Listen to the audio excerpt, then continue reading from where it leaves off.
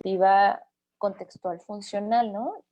Yo trabajo principalmente desde la terapia de aceptación y compromiso, que para los que están familiarizados con ella, es una terapia que parte desde una perspectiva contextual funcional, ¿no?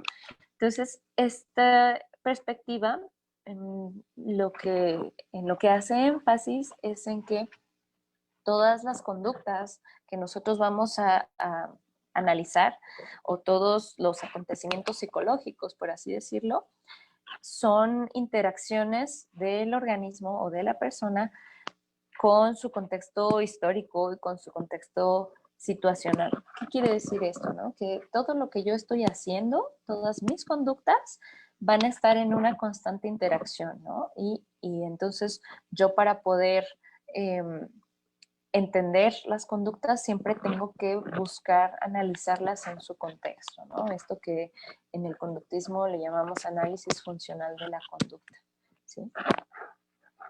Entonces, cuando hablamos de entender el duelo, ¿sí?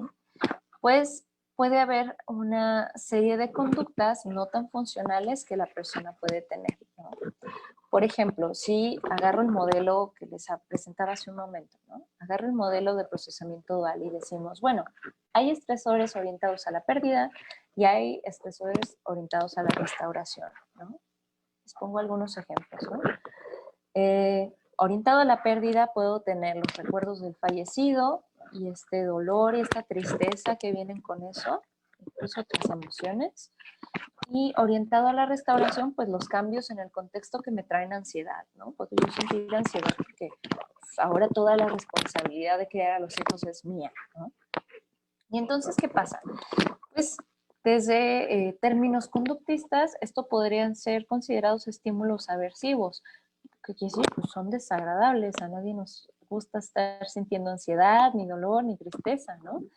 Pero entonces, lo que puede pasar cuando se presentan estos estímulos aversivos es que la persona despliegue conductas que están orientadas a evitar o escapar de esto, ¿no? Es decir, que tienen una función de escape. Es decir, entonces yo busco hacer cosas para no sentir este dolor y esta tristeza o para no sentir esta ansiedad, ¿no? Entonces, esto implica que cuando yo hago eso y se baja mi dolor, se baja mi ansiedad, pues mis conductas se refuerzan de forma negativa, ¿no? Ahorita lo voy a poner con un ejemplo un poquito más claro, ¿no? Puedo que yo vaya a una reunión con mis amigos y me pregunten qué ocurrió. Oye, ¿qué pasó con tu esposo? Supe que falleció, ¿no? Como suele ser común que pregunten las personas. Y esto a mí me trae, pues, de nuevo el recuerdo, me hace contactar otra vez la tristeza, puede que incluso tenga una sensación de ahogo porque es algo todavía muy fuerte para mí, ¿no? Y entonces puede que lo que haga yo para no sentir eso es, pues, cambiar el tema o terminar la conversación o incluso retirarme, ¿no? Agarrar un pretexto para retirarme de ese ambiente que me está haciendo súper incómodo, ¿no? Esta conducta de yo cambio el tema, termino la conversación, me voy de la situación, pues tiene una función de evitación-escape, ¿no? Y eh, lo que va a hacer es que cada vez, pues yo menos me adapte a sentir esto, a sentir estos recuerdos, esta tristeza, ¿no? Menos espacio tengo para sentir eso y entonces ahora necesito más conductas de evitación y de escape, ¿no? Entonces lo que hago, pues ahora mejor me quedo en casa. Ahora ya no voy a la reunión de amigos, me quedo en casa, los evito, comienzo a evitar contestar mensajes y llamadas, todo esto con tal de no sentir, ¿sí? Pero si se fijan, pues la verdad es que sentir esta tristeza y este dolor es algo normal. El problema es cuando no me permito sentir eso, no me permito contactar eso y empiezo a desplegar toda esta serie de conductas de evitación. Ahora, si hablamos de una conducta orientada hacia la restauración, podríamos poner algo muy simple como lo que están viendo ahí, que es, bueno, pues a lo mejor ahora yo tengo que ir a hacer las compras del súper sola o solo, ¿no? Y esto me da ansiedad, ¿no? Me causa ansiedad porque antes mi esposo era el que hacía todo eso, él llevaba las finanzas de la casa, ¿no? Y ahora lo tengo que hacer yo sola. Entonces, pues eso también es incómodo. Entonces lo que hago, pues mejor me quedo en casa. ¿no? Mejor me quedo en casa y no hago las compras del súper y pues quién sabe qué iremos a comer. Pero esto también entonces se va reforzando de manera negativa, ¿no? Es más probable que para no sentir todo esto yo siga recurriendo a mi conducta de quedarme en casa. Y entonces, cuando las personas se, se ven inmersas en este patrón de conductas de evitación, es cuando podemos hablar de un duelo complicado, ¿no? O en alguna literatura más actual lo van a encontrar como duelo complejo persistente o duelo prolongado, que a final de cuentas nos lleva a algo muy similar, ¿no? A que las personas no han podido encontrar la forma de adaptarse a su nuevo contexto, ¿no? Y muy probablemente eh, por estas conductas de evitación, ¿no? Es decir, que esta oscilación no se dio de una forma adecuada, si nos regresamos al modelo de procesamiento dual, no se dio esta oscilación de forma adecuada y entonces la persona no ha podido llegar a una aceptación de todo el dolor y al mismo tiempo no ha podido eh, desarrollar las conductas que ahora necesita desarrollar, ¿no? Entonces, imagínense la situación, yo me empiezo a quedar en casa, empiezo a evitar a mis amigos, a mis seres queridos, ¿no? Empiezo a tener pues un decaimiento en mi estado de ánimo todavía más grande, mi calidad de vida empieza a disminuir porque no tengo acceso a mis redes de apoyo y así se va, ¿no?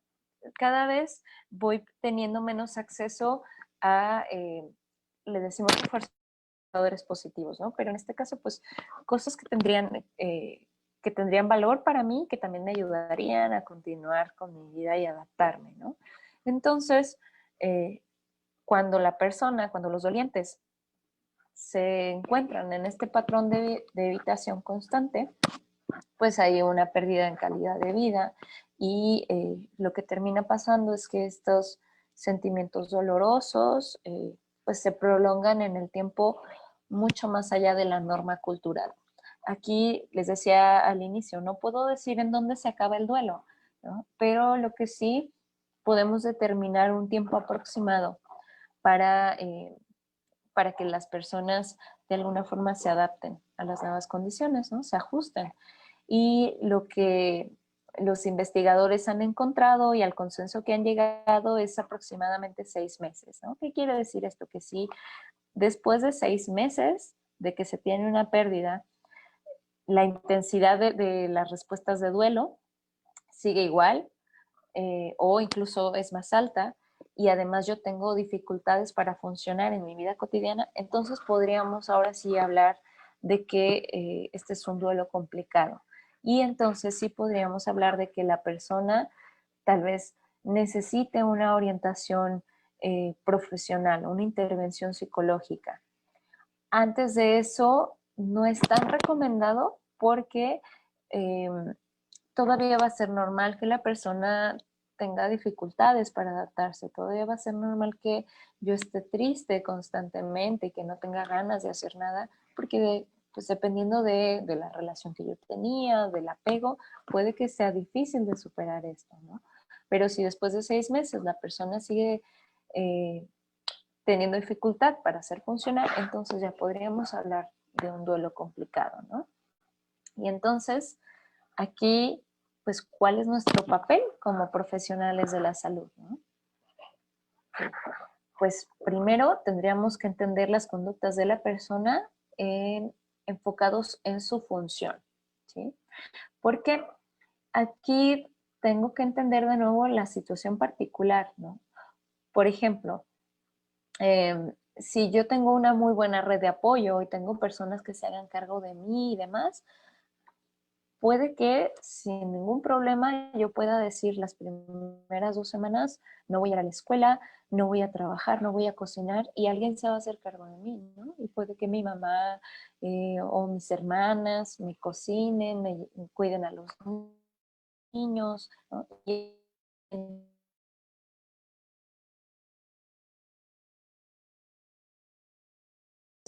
en este, pues, yo realmente esos problemas si me dedico 2 semanas a estar en la cama y a llorar, ¿no? Pero si, por ejemplo, en otro caso, vivo sola, no hay quien cuide de mí, no hay quien me ayude en las tareas cotidianas. Si yo decido quedarme 2 semanas en mi cama, pues voy a empezar a pasar hambre, ¿no? Voy a empezar a tener a lo mejor problemas de salud. Entonces tengo que entender a la persona en su contexto, ¿no? Porque en una situación puede que una conducta sí sea funcional y puedo yo tener chance de llorar mi pérdida sin mayor conflicto, y en otra situación puede que sí, ¿no?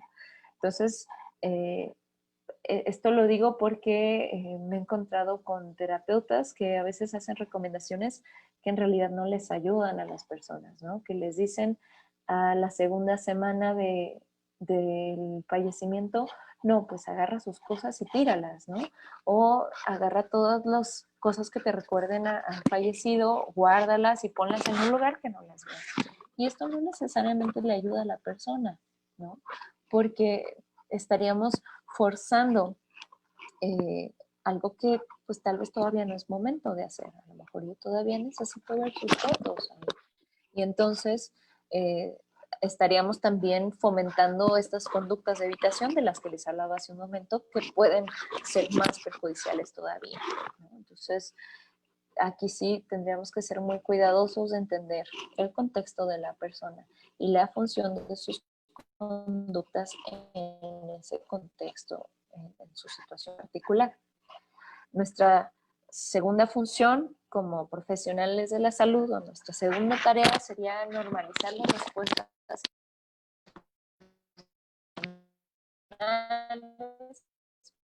fisiológicas y conductuales. Algo que les pongo en entrenamientos a terapeutas es, tú vas a y el médico te dice, ah, sí, tienes tal diagnóstico, te va a pasar esto, te vas a tomar esta medicina, te vas a sentir de esta forma y es normal, no te preocupes.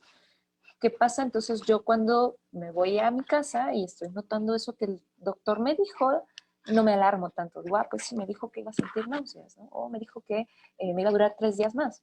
Entonces, de alguna forma lo que hizo el doctor fue normalizar mis síntomas, normalizar las reacciones que voy a tener. Lo mismo nos toca del lado de los psicólogos, ¿no?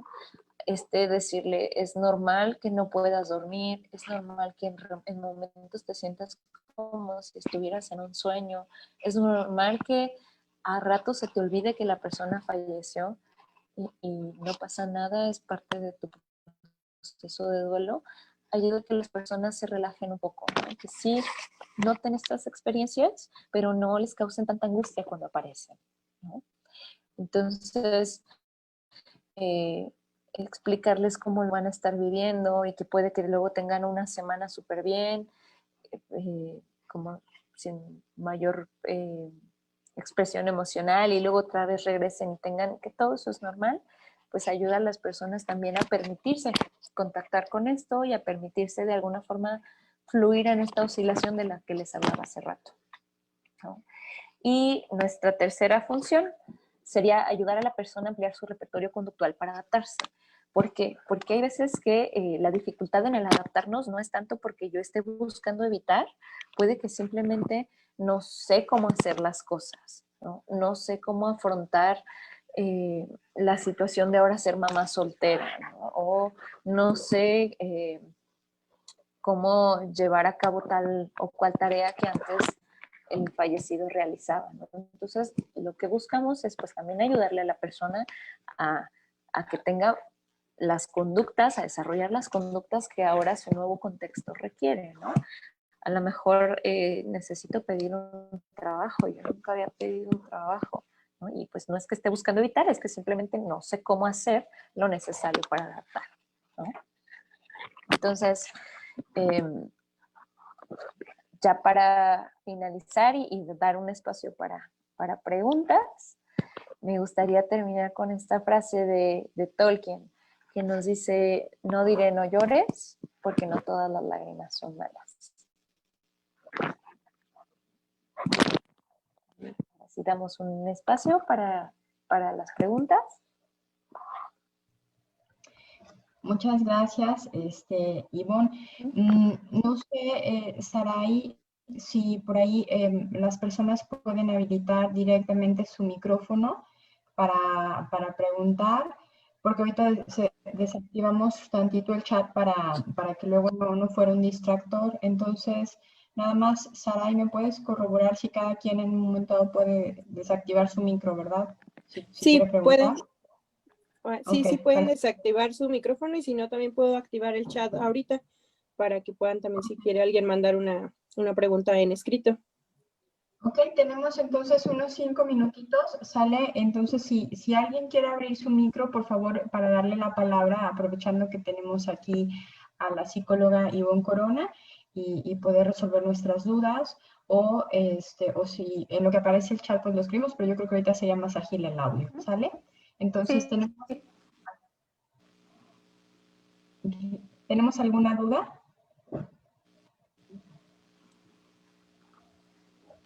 O comentarios también, no tiene que ser necesariamente duda. Yo tengo un comentario. Le quiero agradecer mucho por su presentación. No tengo dudas, pero me ayudó a entender cómo viví yo algunos procesos y por qué en algunos fue más fácil superar un duelo que en otros. Y más la parte que dijo de que, pues antes, cuando superabas algo más rápido, lo veían como un problema mental y pues sí, a veces sí dudaba como de que, ay, pero ya me ayudó a resolver muchas cosas internas, y está muy interesante y le agradezco mucho su tiempo.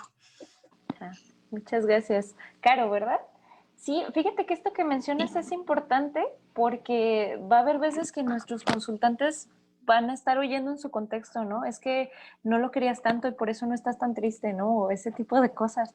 Entonces, que nosotros sepamos que esto puede ser normal también nos ayuda como a relajarlos un poquito a ellos, ¿no? A que a lo mejor el contexto les dice esto, pero no necesariamente hay algo malo ni significa que no querías a la persona, simplemente, pues bueno, así lo estás viviendo, ¿no? Y ya, a lo mejor en otro momento, a lo mejor no te llega el golpe de dolor, pero no pasa nada. Sí, muchas gracias por la aclaración. Gracias, Caro.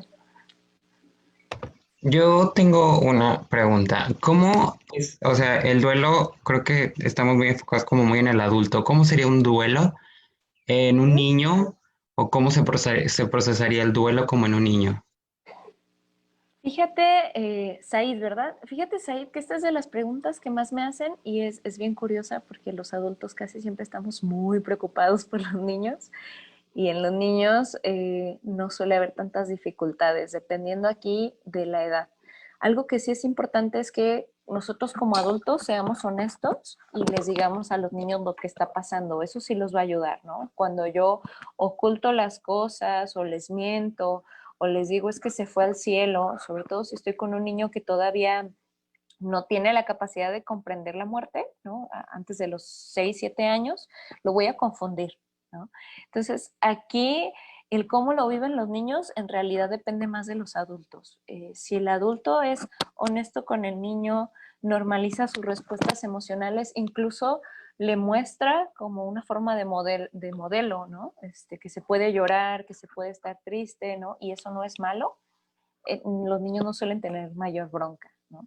Algo que pasa como muy curioso es que hay veces que nosotros estamos, piense y piense cómo le digo al niño, y cuando le digo, oye, es que tu abuelita estaba muy enfermita y pues ya falleció, ya no la vamos a ver, a lo mejor yo me estresé un montón antes, me la pensé un montón, y el niño me termina diciendo, ah, y entonces ya no la vamos a ver, no, ok, y se regresa a jugar, ¿no?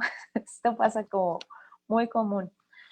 Lo que sí va a pasar y es común es que en cierta edad los niños regresen y te vuelvan a hacer preguntas, ¿no? Y mientras tú contestes de forma honesta y adaptado a su edad, para ellos va a ser más fácil irlo entendiendo, ¿no? Algo que sí lo suele complejizar mucho es cuando los adultos mienten o hacen que no pasó nada, ¿no? Porque el niño sí siente la pérdida, sobre todo si está un niño muy chiquito, todavía no sabe decir, me siento triste, ¿no? No sabe ponerle nombre a sus emociones y ve que todos a su alrededor están como si nada, pues eso sí lo confunde, ¿no? Porque dices, porque yo siento todo esto y todos están conmocionados, entonces hay algo malo en mí o qué pasó ahí. Eso sí los confunde. No sé si esto responde a tu pregunta. Gracias.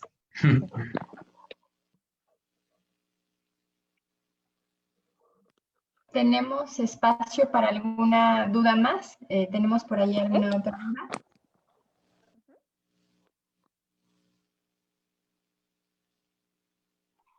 Yo quisiera, bueno, tengo una pregunta. Ujú. Hablabas como de pérdidas de una persona y ahorita se me vino a la mente todo este caos natural que se está viviendo en las costas. Y Mm, no sé si se puede, bueno, supongo que sí, ujú. todo este proceso de duelo, pero ante la pérdida de algo tan grande como una casa, todo tu patrimonio, algo de lo que has trabajado toda tu vida, Mm, perderlo por un desastre natural como se está viviendo, o sea, por ejemplo, nuestra labor como psicólogos o como en mi caso de formación ujú, es tratar eso también como un duelo, porque ujú. al final de cuentas yo pienso que es una pérdida. Sí, claro, sí es una pérdida y sí va a tener ciertas similitudes, pero no completamente, ¿no? Porque en una relación con una persona hay un intercambio, ¿no? Y cuando es una posesión, pues soy yo, pero esto tampoco es como que se relacione conmigo, cotorreemos, ¿no? Establezcamos como un vínculo, ¿no? A lo mejor sí puedo tenerle un cariño por un negocio que yo eché a andar desde ceros, ¿no? Y demás.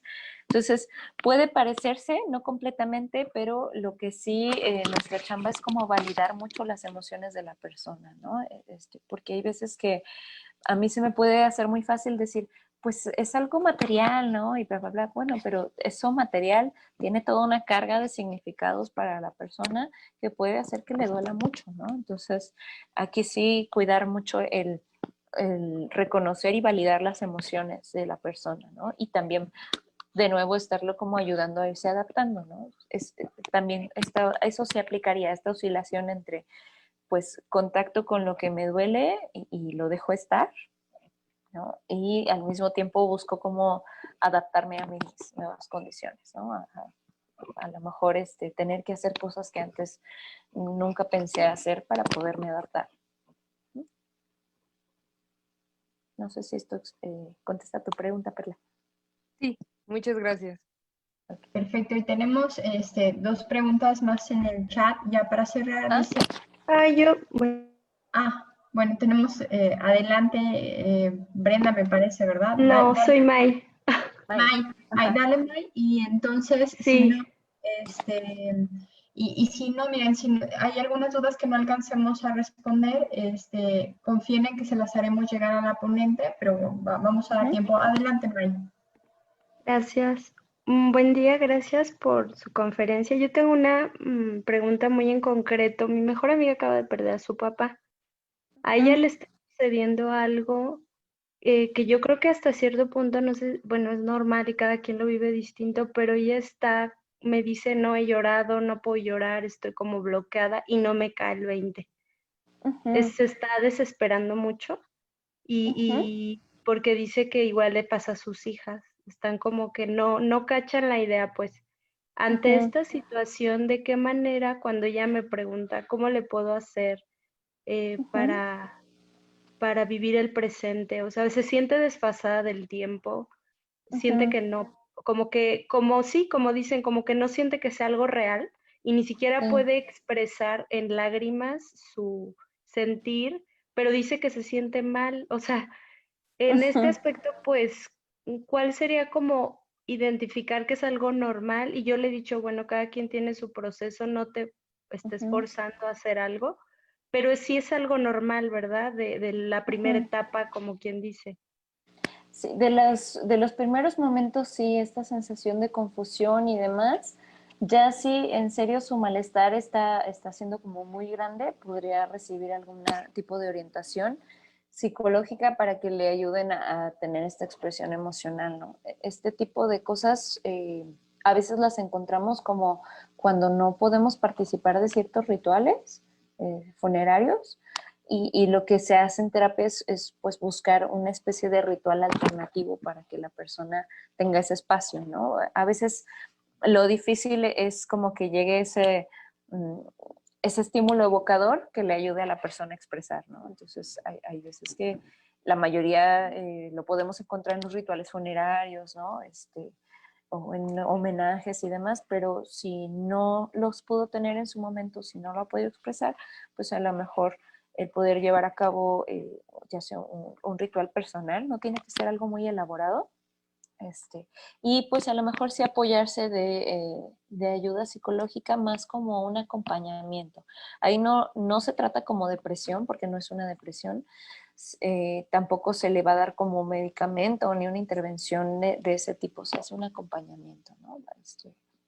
Aquí te pongo como un ejemplo Gracias. personal, ¿no? Si funciona un poquito más, para ilustrarte a qué me refiero con ritual personal.